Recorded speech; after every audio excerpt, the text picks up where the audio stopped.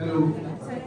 Respected Director Sir, HODs, faculty members and my dear students.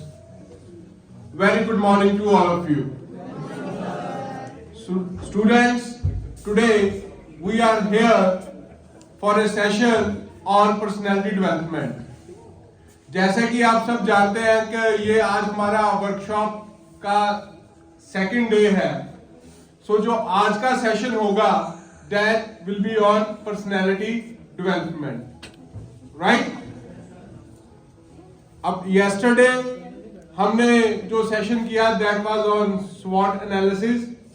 आप सभी को clear हो गया होगा कि SWOT analysis क्या है. So to revise that session in brief, I want SWOT का क्या मतलब है? S is for strength, very good. W is for weakness, very good. O is for very good. T is for threats, very good. Strength, weakness, opportunity and threats, right? ये आपको analyse करना आना चाहिए कि आपकी कौन कौन सी स्ट्रेंथ है, कौन कौन सी आपकी वीकनेसेस हैं, आपकी करियर के जो कोर्स आप कर रहे हो उसकी फ्यूचर में क्या क्या अपॉर्चुनिटीज हैं. एंड थ्रेट्स क्या है from the market, from your competitors. आपको पता है कि आज का जो टॉपिक है वो है हमारा पर्सनालिटी डेवलपमेंट के ऊपर. जैसे हमने कल की जो वर्कशॉप थी वो उस पर था आपका इंटरव्यू. आपने इंटरव्यू में जाते टाइम किन किन बातों का ध्यान रखना है, आपका सीवी कैसे होना चाहिए, आपका SWOT एनालिसिस आपको सर ने कल सारा डिटेल में समझाया. ठीक है, आज हम देखेंगे कि पर्सनालिटी डेवलपमेंट के बारे में. ठीक है, कि आप इंटरव्यू में जा रहे हो, आपकी पर्सनालिटी कैसी होनी चाहिए, आपको मतलब कैसे मतलब अगले बंदे को कैसे अपनी मतलब कहीं जा रहे हैं आप इंटरव्यू में, आपकी ड्रेसिंग सेंस कैसी होनी चाहिए, आपका कम्युनिकेशन स्किल्स कैसे होनी चाहिए. ये सब चीज़ें जो आती हैं आपकी पर्सनालिटी में आती हैं. पर्सनालिटी का मतलब ये नहीं होता कि आप कहीं मतलब प्रेजेंट हो या कहीं अपेयर हो तो वो आपकी पर्सनालिटी है. पर्सनालिटी में बहुत सारे जो कि सेगमेंट्स होते हैं. पर्सनालिटी में जैसे आपका कम्युनिकेशन किसी से आप बात कर रहे हो, आपका बात करने का तरीका वो भी आपका एक मतलब अच्छा होना चाहिए. ठीक है, उसके बाद आता है फिजिकल अपीयरेंस. फिजिकल अपीयरेंस में ये होता है कि आप दिख कैसे रहे हो, आपकी ड्रेसिंग सेंस कैसी है, आपका प्रेजेंट करने का तरीका, या आपका फिजिकल अपीयरेंस. उसके बाद आती है बॉडी लैंग्वेज. बॉडी लैंग्वेज में आपका फुल बॉडी फिजिक्स देखा जाता है. ठीक है, उसके बाद आते हैं एटिकेट्स. एटिकेट्स में आपके देखे जाते हैं मैनर्स. ठीक है, पहले हम बात करेंगे कम्युनिकेशंस के बारे में. ठीक है, कम्युनिकेशन भी जो कि दो टाइप्स का, एक होता है वर्बल और दूसरा आता है नॉन वर्बल. वर्बल में आप सबको पता है कि जिसमें हम अपने वर्ड्स यूज कर रहे हैं किसी के साथ जो कि कम्युनिकेट्स कर रहे हैं उसे बोलते हैं हम वर्बल. नॉन वर्बल वो होता है कि हम अपने वर्ड यूज नहीं कर रहे हैं किसी के साथ, मतलब किसी इशारे या किसी आई कॉन्टैक्ट के थ्रू अपनी बात को किसी को बता रहे हैं, वो होता है नॉन वर्बल. ठीक है, उसके बाद कम्युनिकेशन में आता है एक्टिव लिसनिंग. ठीक है, एक्टिव लिसनिंग में क्या होता है, अगर आपका बोलने से कुछ लोग होते हैं सिर्फ किसी की बात मतलब आप बोलते अच्छा हो ना तो आपका सुनना भी बड़ा जरूरी है, वही आपकी पर्सनालिटी को दिखाता है. कुछ लोग होते हैं कि मतलब अपनी बात बोली जा रहे हैं किसी की बात सुन नहीं रहे हैं, तो वो भी आपकी पर्सनालिटी मतलब आपको अगर आप अच्छा बोलते हो तो आपका अच्छा सुनना भी मतलब जरूरी है, आपकी पर्सनालिटी का ही दिखाता है. ठीक है, उसके बाद आता है आपका आई कॉन्टैक्ट. जैसे आप इंटरव्यू में जा रहे हो या कहीं स्कूल का कोई लेक्चर हो रहा है, कुछ भी हो रहा है, आपको हमेशा क्या करना, आई कॉन्टैक्ट बना के रखना है कि अगले मतलब पर्सन को ये लगे कि आप जो मतलब आई कॉन्टैक्ट बना के रख रहे हो उससे पता लगता है कि आप उसकी बात को सुन रहे हो. ये नहीं कि मतलब कोई मतलब जैसे मैं आपको कुछ बता रही हूँ या कोई आप इंटरव्यू देने जा रहे हो, आंसर आप इधर कर रहे हो और देख कहीं और रहे हो. इन चीज़ों का मतलब ध्यान रखना आपने. ठीक है, उसके बाद आता है सबसे इम्पोर्टेंट पॉइंट्स आता है, वो आता है master the art of timing.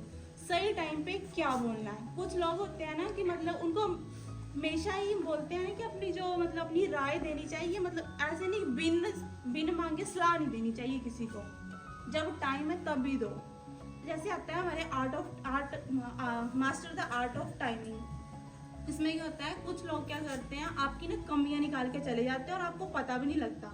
उनके पास ना कॉन्फिडेंस हो, हंसी में आपका मजाक बना के मतलब वो बातें बोल जाते हैं ना, आपको पता लग रहा है कि उसने क्या बोला और क्या नहीं. वो आता है हमारा master the art of timing. ठीक है, उसके बाद आता है स्पीकिंग विद कॉन्फिडेंस. आप कुछ चीज़ बोल रहे हो, चाहे आप गलत बोल रहे हो चाहे सही बोल रहे हो, इतने कॉन्फिडेंस के साथ बोलो कि अगले बंदे को ये ना पता लगे कि आप गलत बोल रहे हो या सही बोल रहे हो। कुछ लोग में ये क्वालिटी होती है कि वो कॉन्फिडेंस के साथ बोल रहे हैं, चाहे वो गलत भी बोल रहे हैं, और उनका क्या होता है कॉन्फिडेंस। कॉन्फिडेंस बहुत ज़्यादा मैटर करता है आपका पर्सनैलिटी डेवलपमेंट में।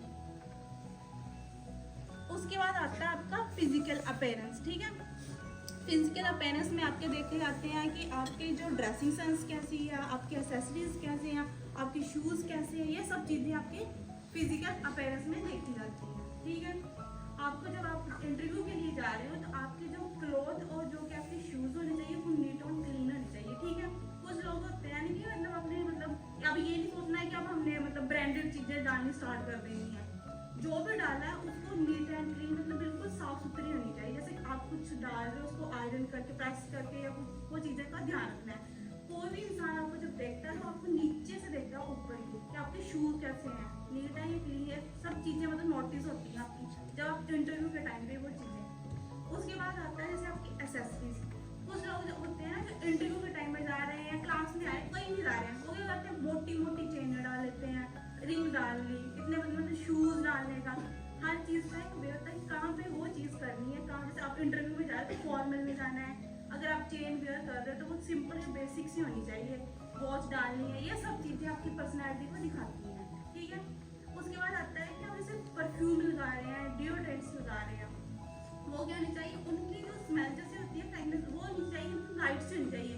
ऐसी नहीं कि बड़ी ज़्यादा मतलब हार्ड सी होनी चाहिए कि आपको क्या लगता है कि किसी अगले पर्सन को कई बार एलर्जी भी होती है। तो इस करके हमें जब भी हम इंटरव्यू में कहीं भी जाते हैं तो जब हम डिओड्रेंट्स या परफ्यूम लगाते हैं वो कंटेन बेसिक से होनी चाहिए। ठीक है, लाइट।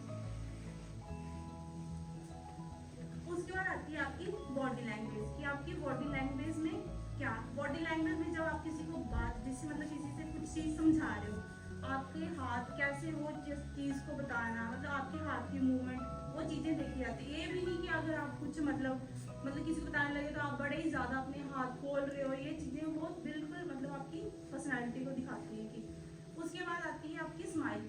हमेशा ये तो फेस पे अपनी क्या करनी चाहिए, एक स्माइल रखनी चाहिए। चाहे आपको कोई कुछ भी बोल रहा है, आपने उसको मतलब फेस पे हमेशा ही कोई चीज़ एक्सेप्ट कर रहे हो, कुछ भी मतलब थोड़ी सी अपनी फेस पे स्माइल रखनी है। ठीक है, ऐसे नहीं कि किसी ने आपको कुछ बोला और आपने यूएसटी हो जाना है, गुस्से में आया ना, वो चीज़ें नहीं करनी है। ठीक है, उसके बाद आते हैं गुड हैंडशेक। गुड हैंड, जब आप किसी कहीं जा रहे हो, किसी अननोन पर्सन से मिल रहे हो, तो आपका जो हैंडशेक होना चाहिए वो क्या होना, ज़्यादा सॉफ्ट भी नहीं होना चाहिए और ज़्यादा पावरफुल भी नहीं होना। ऐसे नहीं कि आपने हैंडशेक किया और दूसरे बंदे को पूरी तरह से हिला ही दिया, वो चीज़ें भी ध्यान रखनी। ठीक है, उसके बाद आती है आपकी नॉट पीरियोडिकली। नॉट मतलब आपको कोई कुछ कह रहा है, ठीक है, आपने ना अपनी जैसे नेक होती है उसको जैसे आंसर कई बार हम बोलते हैं हाँ ना, जैसे उस चीज़ का मतलब यूज़ करना है नेक का। ठीक है, उसके बाद आते हैं आपके एटिकेट्स। एटिकेट्स में क्या आते हैं आपके डोंट से रूड थिंग्स। कभी भी आपने क्या करना है, किसी को रूड वर्ड या कुछ नेगेटिविटीज़ या ऐसी बातें कभी मतलब किसी को ऐसी चीज़ें नहीं बोलनी है। ठीक है, कई बार होता है कि आपको गुस्सा आ गया तो आप क्या करते हो, मतलब उसको गुस्से में कुछ भी बोल देते हो या वो गलत वर्ड यूज़ कर रहे हैं, तो वो चीज़ें नहीं करनी है। ठीक है, उसके बाद आते हैं आपको वी कोऑपरेटिव। आपको क्या करना है, आपके पास ना एक लीडरशिप की क्वालिटी होनी चाहिए। अगर आप बिजनेस में कर रहे हो या कुछ भी कर रहे हो तो आपको क्या करना है, उनके साथ कोऑपरेट होकर ही चलना है।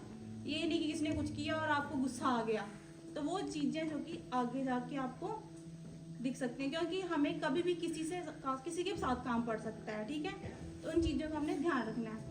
उसके बाद आता है आपको से थैंक यू और से सॉरी। कहाँ पे थैंक यू बोलना है और कहाँ पे सॉरी बोलना है।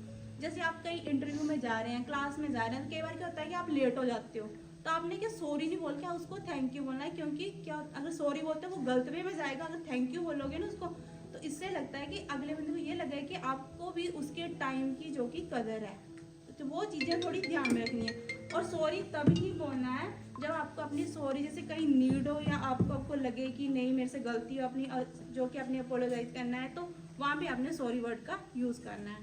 ठीक है।